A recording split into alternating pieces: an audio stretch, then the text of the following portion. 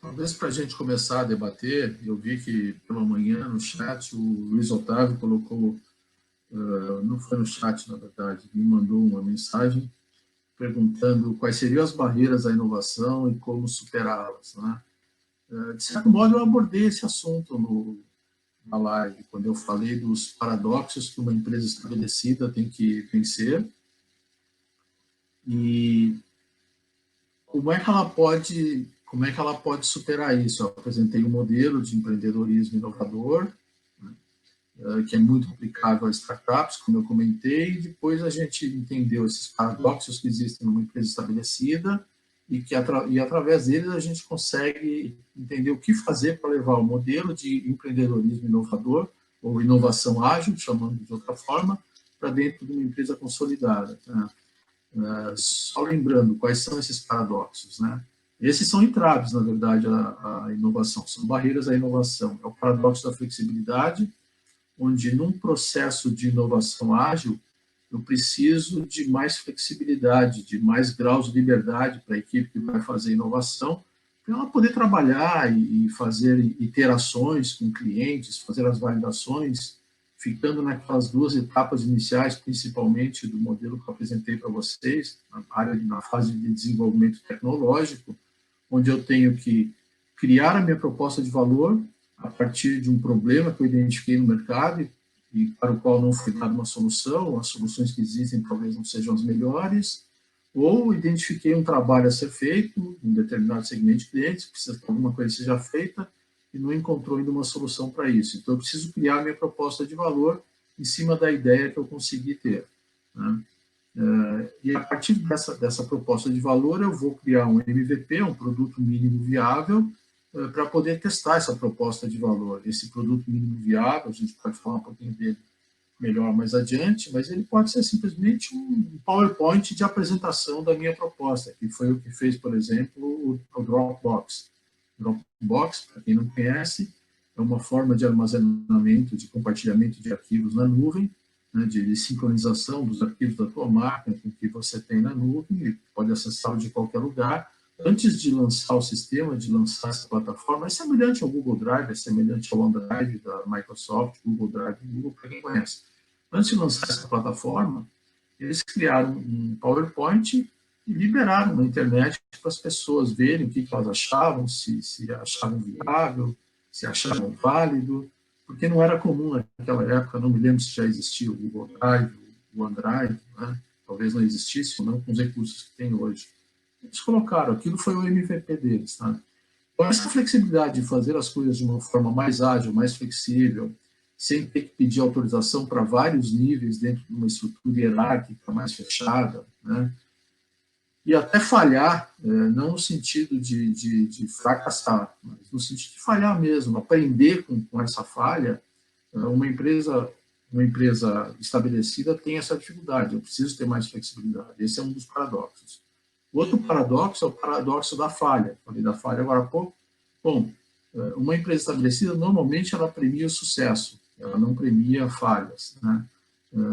Parece estranho a gente falar em premiar falhas, mas você premiar uma falha responsável de alguém que está tentando inovar e que sabe que tem um processo de aprendizado nesse caminho, um processo até de tentativa e erro, precisa ser valorizado de algum modo, né? Imagine que você tenha um sistema de meritocracia que premia as pessoas que conseguem o melhor desempenho, né? Se você estabelece uma inovação ágil, onde aquela equipe que está fazendo inovação ágil vai falhar, como é que você faz uma meritocracia? Como é que você premia essas pessoas que falharam? Bom, você tem que estabelecer parâmetros para isso, você tem que tentar entender que aquela falha é esperada dentro daquele tipo de processo, né? De novo, tem que ser uma falha responsável, tá? Então, eu tenho que conseguir colocar isso dentro do meu sistema. É um outro paradoxo a ser vencido. Outro paradoxo é o do sucesso nos negócios. A empresa, normalmente, ela tem um plano estratégico, algumas trabalham isso de uma forma mais estruturada, outras nem tanto, mas, de qualquer jeito, ela tem as suas iniciativas estratégicas, coloca aquilo em prática, e aquilo tem dado resultado para ela. Ela tem seu portfólio de produtos, bens ou serviços, tem seu portfólio de negócios, e aquilo dá resultado para ela. E ela fica sentada em cima desse sucesso, né? Só que ele não vai durar para sempre, tá? E aí aparece alguém dizendo que, olha, quem sabe a gente faz alguma coisa diferente do que a gente vem fazendo, né? Isso vai competir por recursos financeiros, pessoas dentro da organização. De novo, eu vou ter que romper com esse paradoxo para poder tentar seguir por essa nova linha. Tem um outro paradoxo, que é o paradoxo do conhecimento, né? Quanto mais eu sei, mais eu acho que não preciso aprender nada novo, não preciso fazer nada diferente, né? Aí entra a síndrome da expertise, tá? E a gente sabe que no mundo de hoje, uma dinâmica da maneira como elas estão, cada vez mais o aprendizado diário é necessário. Então, eu preciso romper também com esse paradoxo do conhecimento. E, por fim, tem o paradoxo do alinhamento estratégico. Está todo mundo indo numa mesma direção, de repente aparece um louquinho ali e diz, olha, tem uma direção diferente para a gente seguir, e pode dar um bom resultado, né? A primeira reação a gente sabe qual é, rejeição, tá? Então, esses são paradoxos a serem vencidos, e são barreiras à inovação, na verdade, né? Talvez a principal barreira por trás de todas essas seja o medo de fazer alguma coisa diferente, né? O que eu fiz até aqui me trouxe até aqui, me trouxe de uma forma bem sucedida, e aí, como é que eu faço? Tá? Como é que eu faço para mudar isso? É difícil, mas a gente precisa vencer isso, né? Então, essas são as formas de fazer de romper com essas barreiras, né? O como superá-las seria implantando um modelo de inovação ágil dentro da organização, com uma equipe própria, multidisciplinar, que tenha liberdade, ganhe graus de liberdade para falhar, que ganhe um orçamento, né? Um investimento, vamos pensar assim, não é orçamento, é um investimento para poder fazer esse desenvolvimento, e que seja premiada se fizer isso com competência, mesmo ocorrendo algumas falhas, tá? Então, eu tenho que dar graus de liberdade para essa equipe, eu tenho que deixá-los tomarem decisões ágeis, aí também vem a questão da agilidade, tomar decisão sem pedir autorização para vários níveis dentro da organização. Essa é a forma de romper com esses paradoxos, né? Essa é uma primeira questão que eu acho importante, né? Foi nos colocada pelo Luiz Otávio. A Elisete está me perguntando se uma empresa, deixa eu colocar na tela aqui para vocês, se uma empresa não quer investir numa equipe de inovação, como pode proceder na inovação? Deixa eu só fazer uma coisa justa, eu não coloquei a questão do Luiz Otávio, então deixa eu colocar o Luiz Otávio aqui, né? Foi o que eu acabei de responder. Que tal começarmos com as dificuldades existentes para inovar numa empresa e como superá-las? Eu acabei de procurar responder. A Elisete está colocando uma outra questão aqui para nós. Se uma empresa não quer investir numa equipe de inovação, como proceder para inovar? Bom, essa é uma outra pergunta interessante, tá? Aí vem, talvez, a gente pode usar o conceito da inovação aberta. O que é inovação aberta? Né? Em contraponto à inovação fechada. Inovação fechada é aquela onde o processo de inovação, de desenvolvimento de um novo produto, de um novo negócio, é feito com equipe própria da organização que já está lá dentro e ela normalmente tem um trabalho já definido nessa linha de ação, ou seja, ela tem um processo de pesquisa e desenvolvimento mais tradicional, mais linear. Tá? Inovação aberta, não, eu trago gente de fora, né? Eu trago novos atores para o negócio, para o desenvolvimento, gente externa, que podem ser e devem ser tanto especialistas naquilo que eu estou pensando em desenvolver, quanto clientes que vão ser atendidos por aquela minha inovação. Quando eu estou falando em clientes aqui, a gente pode pensar tanto em clientes corporativos, outras empresas, se o meu negócio atende empresas, quanto clientes finais, né? O usuário final de um determinado produto, de um determinado serviço. Depende do negócio. Né? Então, uma forma de fazer isso é através de inovação aberta, trazendo pessoal de fora para fazer isso. A ideia é que eu consiga gerar mais valor com isso, né, em termos de geração de ideias e de soluções. Eu preciso ter um processo, romper com o meu processo linear de pesquisa e desenvolvimento, eu preciso ter um processo mais flexível, né, e basicamente é isso, tá? Fazer inovação aberta, né? Não tenho recurso financeiro para investir, não tenho pessoal próprio. Bom, pessoal próprio, trazendo pessoal de fora, eu resolvo esse problema. Recurso financeiro, posso fazer um contrato de risco, né? Se o pessoal topar, olha, se for bem sucedida, ganhamos os dois. Se não for bem sucedida, perdemos os dois. Ou fazer um investimento menor para que pelo menos aquela equipe consiga trabalhar. eu vou ter que dar condições de trabalho para ela, vou ter que criar uma área, dar alguns recursos, né, computadores, seja o que for, para elas poderem trabalhar, certo?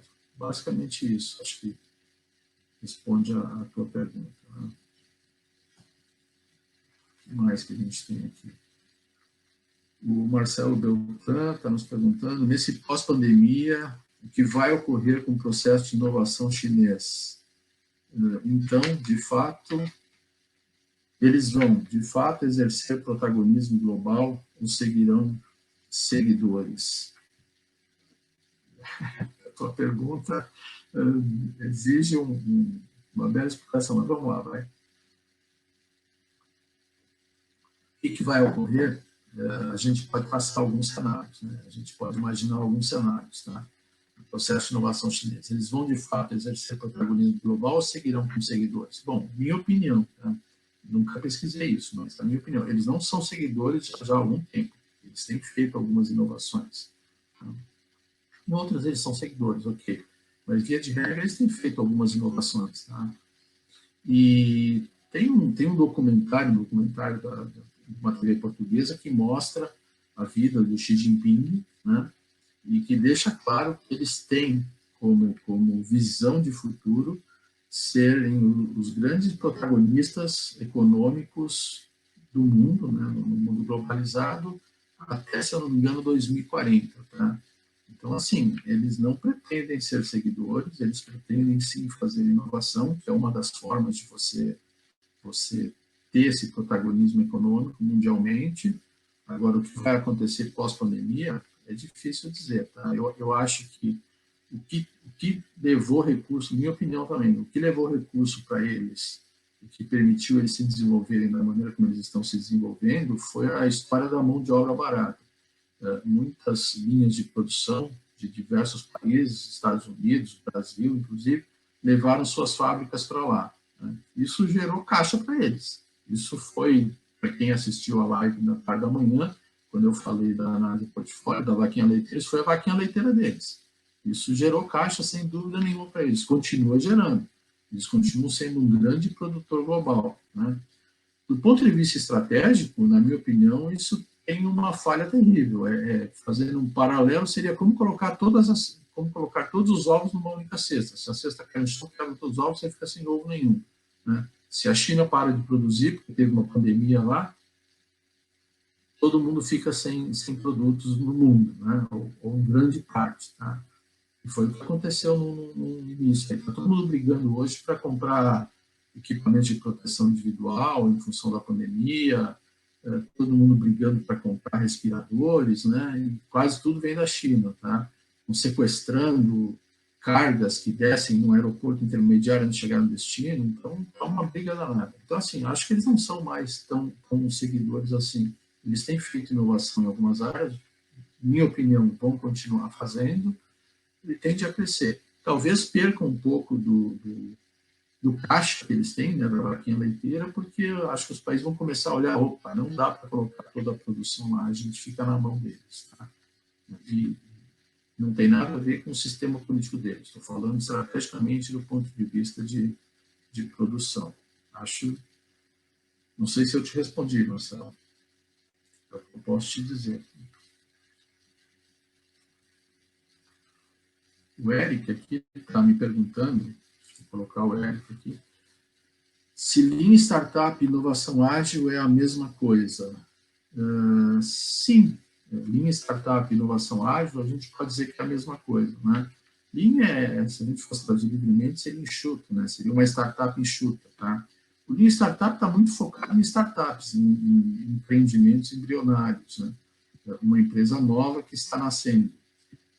A live que eu trabalhei de manhã, o webinar, foi mais como levar essa mesma lógica, esse mesmo tipo de desenvolvimento de inovação para dentro de uma empresa estabelecida. Então, não é uma startup, né? É uma empresa consolidada, uma empresa incumbente, mas que quer fazer inovação de uma forma ágil. Tá? Foi essa a lógica. Mas a gente pode dizer que sim, que uma startup é uma forma de inovação ágil, com certeza, né?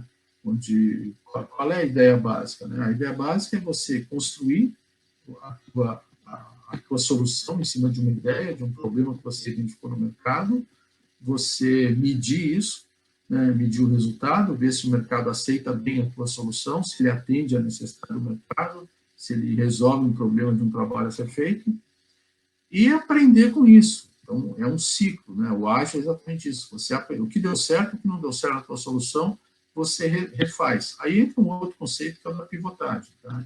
É você rever a tua estratégia ou o teu produto em relação a isso, né? Mas, basicamente, é transformar uma ideia num produto, né? Fazendo isso de uma forma ágil, validando rapidamente com clientes, aprendendo e pivotando. Essa é a ideia do Lean Startup. É um livro bastante bom, do Eric Ries, né? Exatamente Lean Startup, é o primeiro livro dele. Eu recomendo, quem não leu, quem se interessa pelo assunto, vale a pena ler. Claro que, se eu sou uma empresa consolidada para levar aquilo para a minha organização, eu tenho que entender que aquele livro está focado numa empresa embrionária. Mas é só você abstrair um pouquinho que você consegue levar para a tua organização. Mais alguma coisa, gente?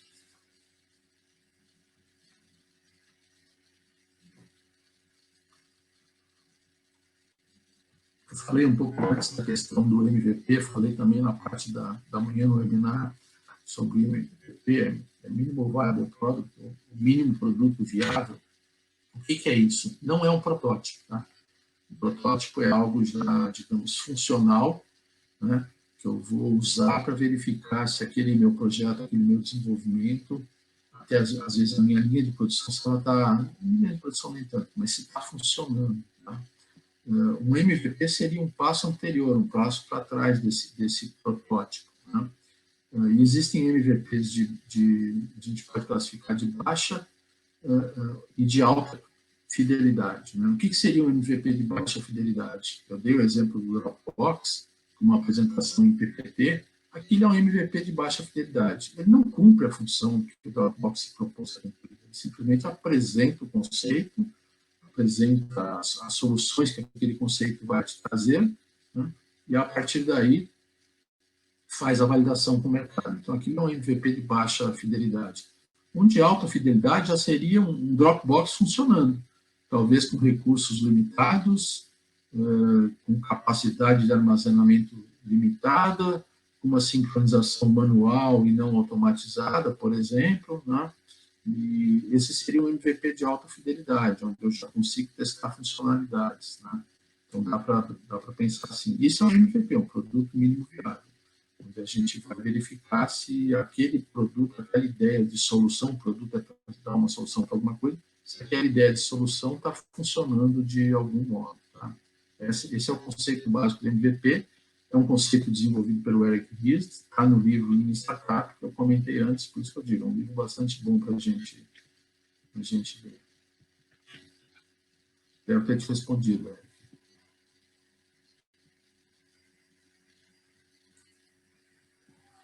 A Elisete aqui está me perguntando de onde se pode tirar ideias para inovação. Existem algumas fontes conhecidas? Sim, acho que a gente pode entender que, classicamente, historicamente, existe a pesquisa, fontes de inovação, basicamente, a pesquisa básica e a pesquisa aplicada, tá? Essas são as duas grandes fontes de inovação. A pesquisa básica é aquela que acontece em academias, né, em centros de pesquisa, né? O objetivo dela não é chegar a um resultado específico, ela não tem um resultado definido, o objetivo dela, basicamente, é matar a curiosidade do pesquisador. O pesquisador tem uma ideia, acha que pode investigar aquela ideia de algum modo e ele vai fazer pesquisa básica. Então, nem toda pesquisa básica vai ser útil para alguém, né? a não ser para matar a curiosidade daquele pesquisador. Muitas delas acabam sendo úteis para a humanidade, né? Acabam indo adiante, indo para o mercado e se transformando em produtos, bens ou serviços com utilidade, né?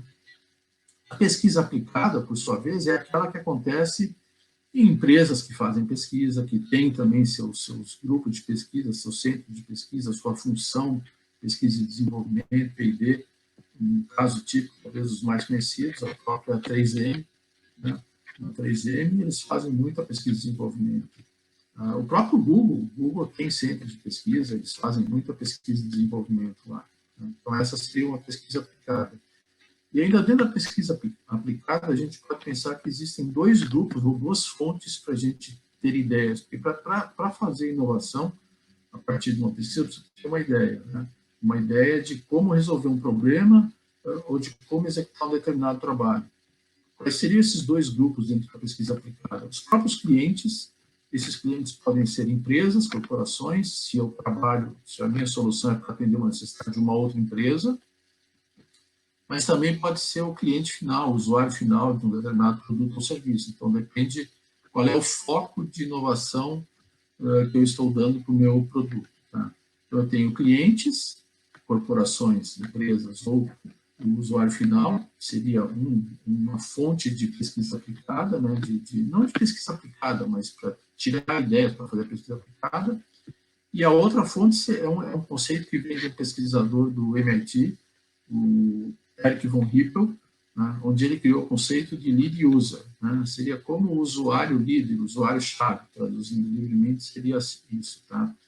Que é um cliente que tem necessidades específicas, ele consegue antever uma necessidade para um problema que ele não conseguiu resolver ainda e que acaba virando depois uma solução generalizada. Talvez um exemplo, tá? Um piloto de Fórmula 1, né? Precisa de um sistema para manter o carro na pista o mais estável possível, o mais grudado possível, acelerando o máximo que ele puder. Daí veio a solução que a Williams deu há alguns anos atrás, quando o Piquet ainda corria, era o piloto, e foi o Piquet, até onde eu sei, que deu essa ideia de fazer a suspensão automatizada, né? Fazer uma suspensão automática. Tem um nome agora, não me lembro, suspensão...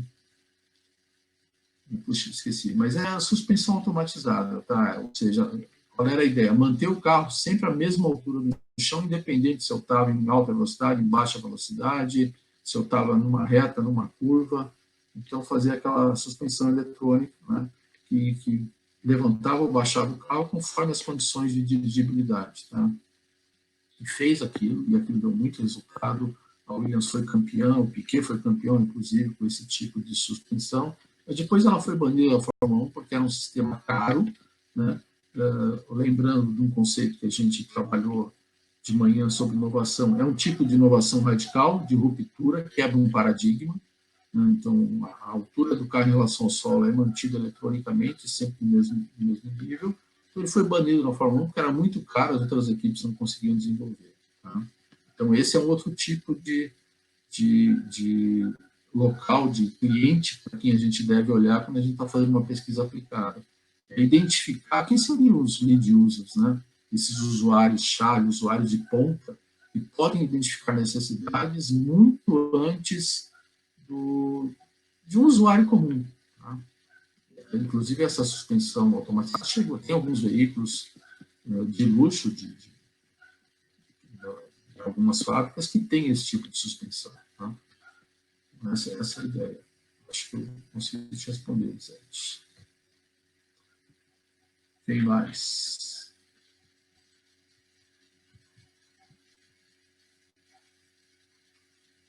Luciano está me fazendo, tudo bem, Luciano? Está me fazendo uma pergunta aqui. O MVP pode servir, então, para apenas apresentar uma ideia e sentir a receptividade de determinado público? Sim, o MVP de baixa fidelidade, sem dúvida. Às vezes eu só vou apresentar a ideia, né? Eu vou apresentar um desenho, eu vou apresentar um sketch, né, um esquema, eu vou apresentar um PowerPoint, né? E eu quero ver a reação do público naquele primeiro momento. Serve para isso também. Né? Por isso, esse é o conceito de mínimo produto viável. Ele necessariamente não é um produto funcional. Tá? Ele pode chegar a ser um produto funcional, como eu falei, mas necessariamente não é. Certo? Suspensão ativa. Alguém me lembrou aqui. Obrigado, isso aí, suspensão ativa. Tá? Caso típico, né, de inovação radical. Legal, obrigado. O Eric aqui está me perguntando, em empresas com filiais diferenciadas, como coordenar na implantação de medidas inovadoras? Eu não sei se eu entendi a tua questão, Eric, mas assim, eu Tem empresas que são globais, tem unidades em vários cantos do mundo, né? E aí eu quero fazer uma inovação ágil com uma equipe multifuncional. Eu posso ter uma equipe multifuncional pensada de uma única unidade, de uma única filial, como posso pegar pessoas de várias filiais, que podem, inclusive, localizadas em países diferentes, tá? Que pode me dar uma vantagem, né? A diversidade me ajuda bastante nessa questão de gerar ideias de valor para fazer inovação. Tá? Se eu entendi a tua pergunta, é assim que eu te responderia. Né?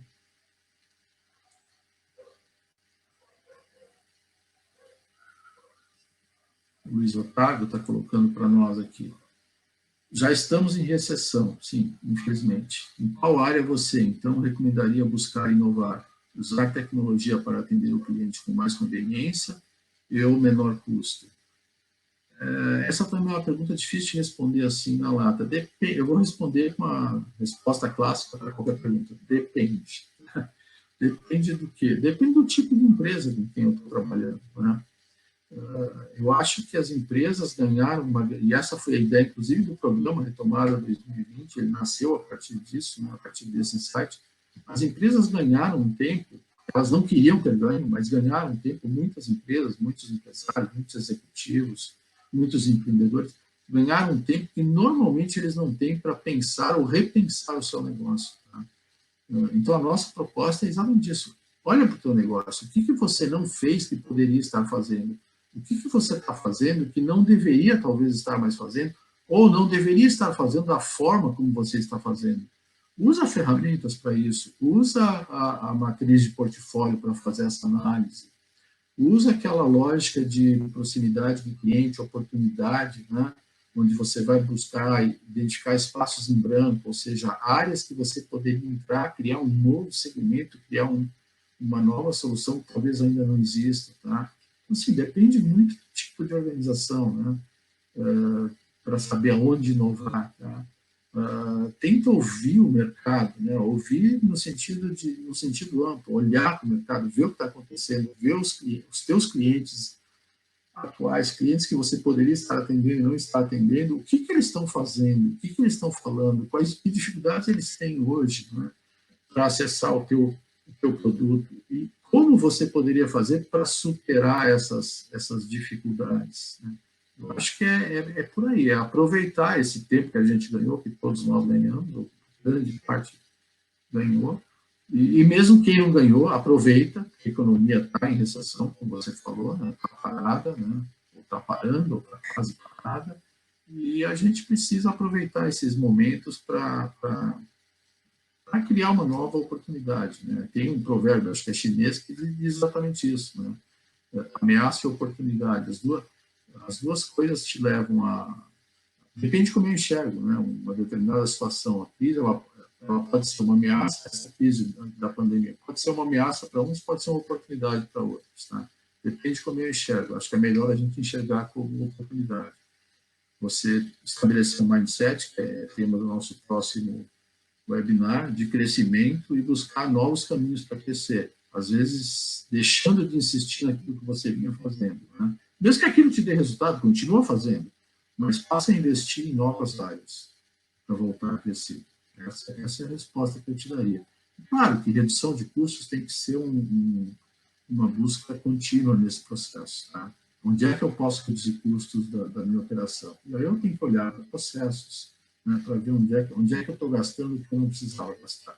Tenho que olhar que cursos eu estou usando que eu não precisava estar usando, da maneira que eu estou usando, de uma maneira talvez não tão eficaz. Acho que é por aí.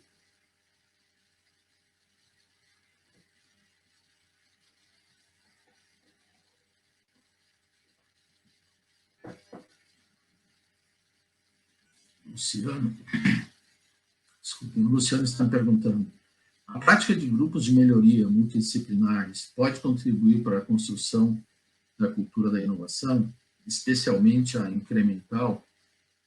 Pois é, Luciano, grupo de melhoria é um termo que vem lá da qualidade total da década de 60, do século passado, bastante usado no modelo japonês. Tá? E, aliás, a gente tem muita coisa para aprender com o modelo japonês, em termos de inovação, inclusive.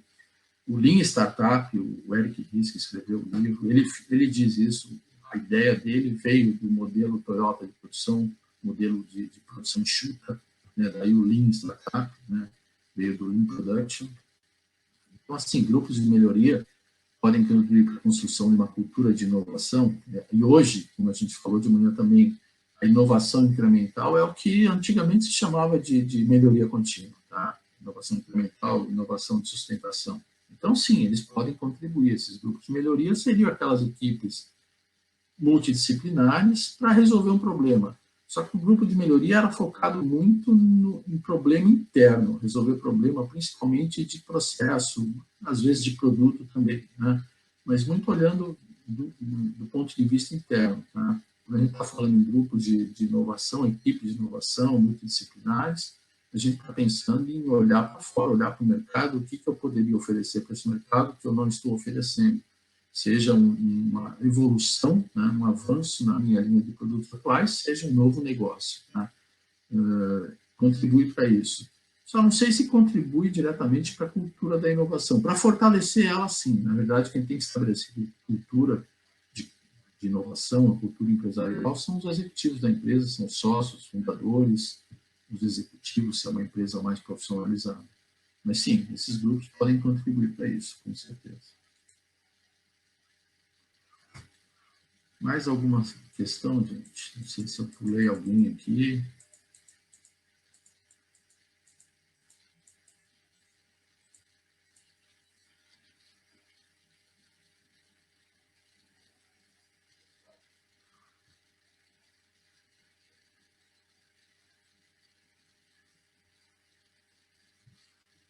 A Elisete está com uma questão aqui para a gente.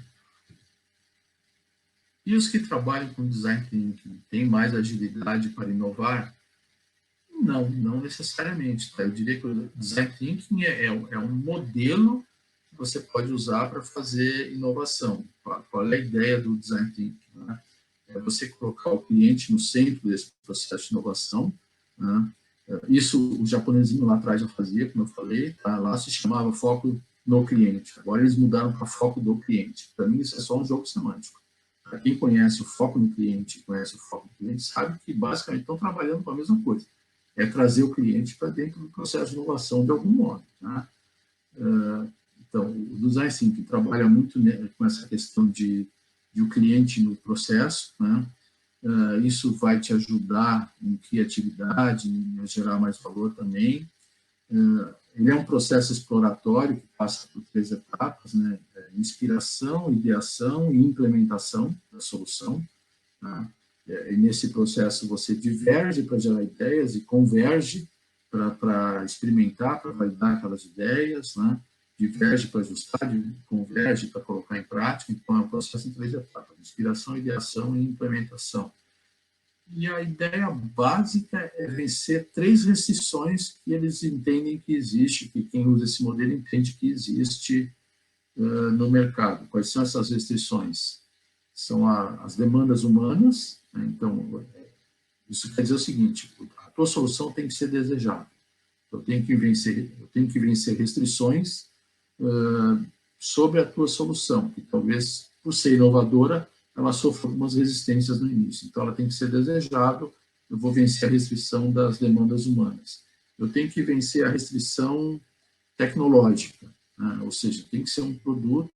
Eu posso ter uma ideia brilhante, genial, mas o produto não é factível por algum motivo. Tá? Tem que ser factível.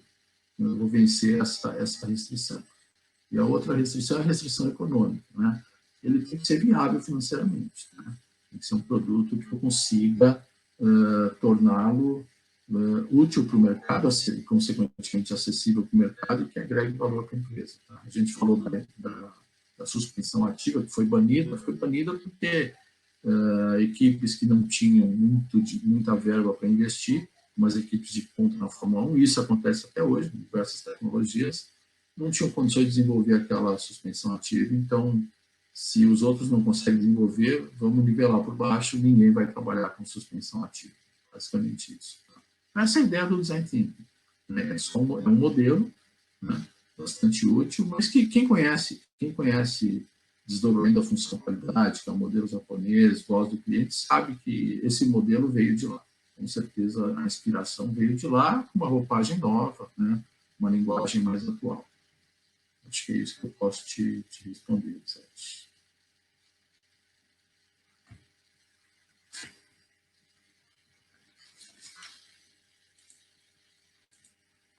Mais alguma questão, gente? Mais alguma coisa que eu possa colocar para vocês? A gente tem até 1 hora, né, até as 18 horas, mas, evidentemente, não precisamos ficar aqui até as 18 horas. Mas eu estou à disposição.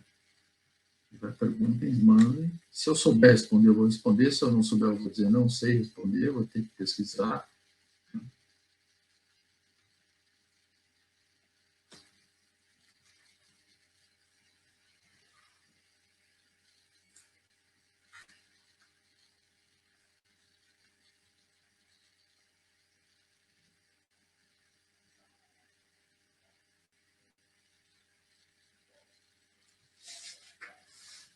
Então, gente, eu acho que é isso. Se ninguém tem mais questões, tá?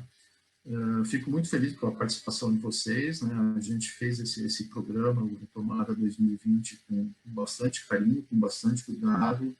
Todos os especialistas, os consultores, que são bastante experimentados, têm uma sólida formação acadêmica, estão trabalhando com afinco no desenvolvimento dos seus temas para apresentar para vocês, explorem bem eles, né? Usem bem essa live de debates no final do dia. Nós não colocamos ela em sequência do webinar para não prender vocês 2 horas na frente do computador, a gente sabe que isso é complicado, tá? Mas usem bem. O webinar vai ficar disponível na internet, no nosso canal Inteligente, no YouTube, para quem quiser assistir. Esse debate, não. Quem participou aprendeu alguma coisa, viu alguma coisa, tirou suas dúvidas. Quem não participou não vai ter a chance de rever, tá? Ainda tem algumas questões aqui, deixa eu ver o que o Luciano está colocando para nós. Ainda é cedo para maiores avaliações. Ainda é cedo para maiores avaliações. Mas, no teu entendimento, quais segmentos precisarão aplicar inovação em sua reinvenção a partir da pandemia? De novo, é trabalhar com cenários. É difícil, assim, dar uma resposta generalizada, né? Mas, com certeza, o setor de turismo, de viagens, esses vão precisar se reinventar, porque foram os primeiros impactados fortemente, né? Talvez não tenham sido os únicos, mas o que me vem à cabeça assim de imediato, e talvez seja um dos últimos a conseguir recuperar o volume de negócio que tinham antes da pandemia. Então, esses vão precisar realmente se reinventar, né? Como fazer as pessoas voltarem a viajar, estarem juntas, né? Se aglomerarem, né?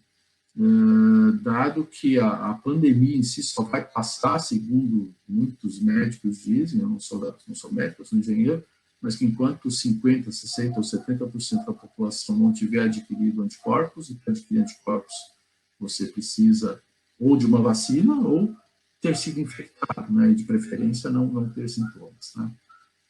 Então, assim, enquanto isso não acontecer, a gente vai estar correndo o risco de ter novos surtos. Então, é um setor que vai precisar se reinventar, né? Assim como restaurantes e outros. Mas é difícil dar uma resposta generalizada. Né?